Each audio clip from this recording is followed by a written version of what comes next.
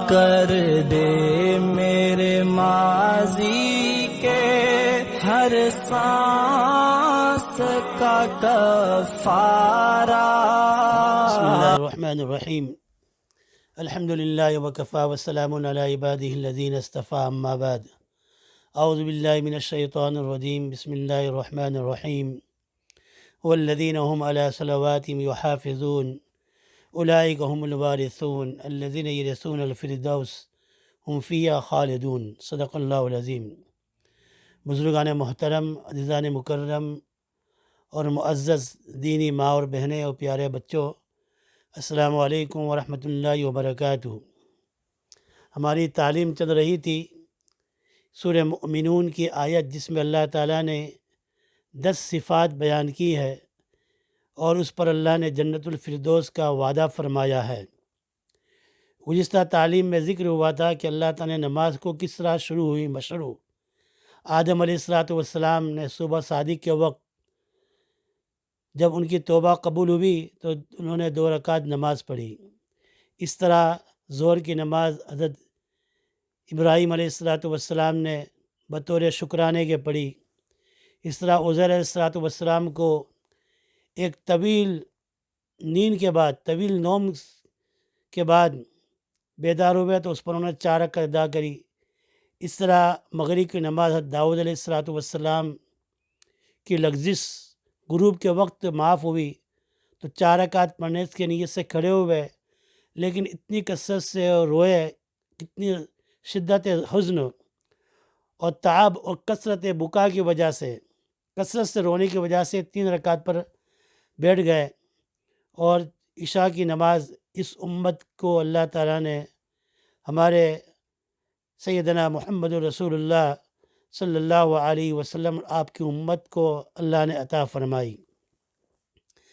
اور اس پر میں نے آپ کو ذکر کیا تھا کہ حضرت ہمارے شیخ الحدیث حضرت استاد المکرم حضرت مولانا احمد اللہ صاحب رحمۃ اللہ علیہ کا ایک جملہ کہا تھا کہ حق تعالیٰ نے اس امت کے لیے، اس امت کو 1 رکعت ایسی عطا فرما دی جس میں عبادت کے سارے ڈپارٹمنٹ آ جاتے ہیں، سارے طریقے جو ہے اس میں آ جاتے ہیں۔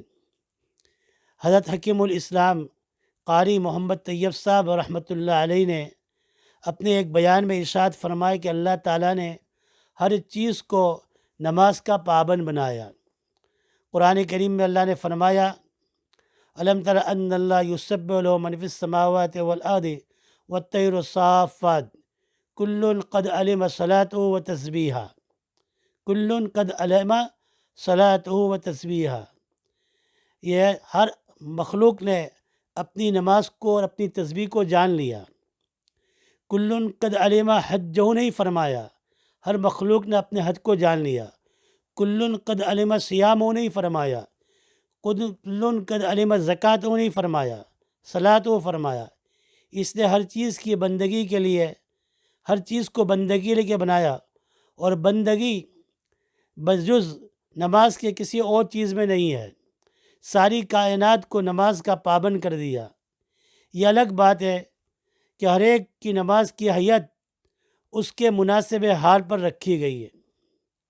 اور بانی دارالعلوم دیوبند حضرت شاہ رفیع الدین صاحب رحمۃ اللہ علیہ نے اپنے ایک رسالے میں بڑی عجیب بات لکھی ہے۔ انہوں نے فرمایا، درختوں کی نماز قیام ہے، جتنے درخت ہیں وہ کھڑے ہیں، رکوع اور سجود نہیں ہے، گویا کہ ایک پیر پر کھڑے ہیں اور زبان حال سے یہ کہہ رہے ہیں کہ اللہ کے سامنے اپنی نیاز بندی کا اظہار کر رہے ہیں، جیسا ہمیں آپ نے بنایا ہے اس طرح ہم کھڑے ہیں، بس یہی ہمارا کام ہے، ہم ایسے ہی بنے رہے، اس سے ہم انحراف نہیں کر سکتے ہیں، اس سے پھر نہیں سکتے، سر تا پا اطاعت بنے ہوئے قیام کے حالت کے اندر ہے۔ اور چوپائے جو ہے، گائے بھینس بکریاں وغیرہ، وہ چوپایوں کی صلاۃ رکوع کی طرح ہے، وہاں یا قیام اور سجود نہیں ہے، وہ بیچارے رکوع کے اندر ہمیشہ سے ہمیشہ رہیں گے۔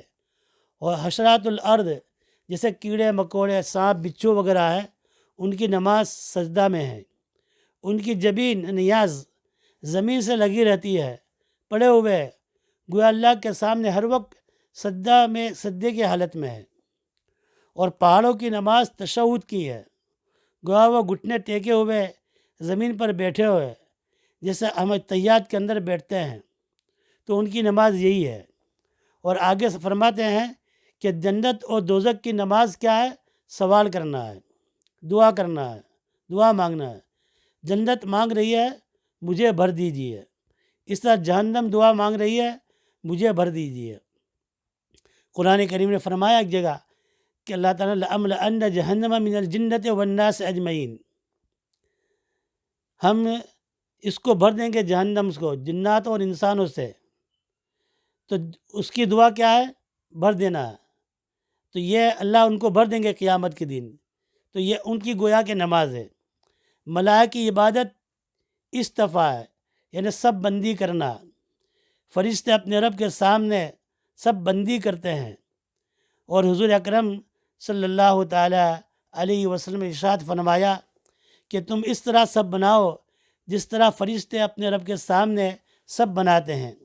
صحابہ نے پوچھا کہ یا رسول اللہ صلی اللہ علیہ وسلم فرشتے کس طرح سب بناتے ہیں؟ تو حضور اکرم صلی اللہ تعالیٰ علیہ وسلم ارشاد فرمایا پہلی سب کو پوری کرتے ہیں، وہ مکمل ہو جاتی ہے، پھر دوسری سب کو پوری کرتے ہیں، پھر دوسری سب شروع کرتے ہیں، پہلی سب ختم ہو جانے کے بعد دوسری سب، اس طرح خوب مل مل کر کھڑا رہتے ہیں۔ تو ملائکہ کی عبادت کیا ہے؟ استفاء ہے۔ اب چاند اور سورج کی نماز کس طرح ہے؟ میں انشاءاللہ تعالیٰ اس کو آئندہ کل کی مجلس میں ذکر کروں گا۔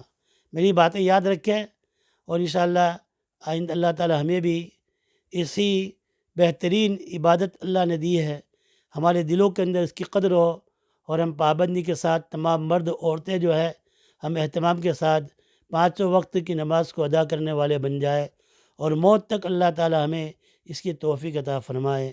آمین یا رب العالمین برحمتک یا ارحم الراحمین۔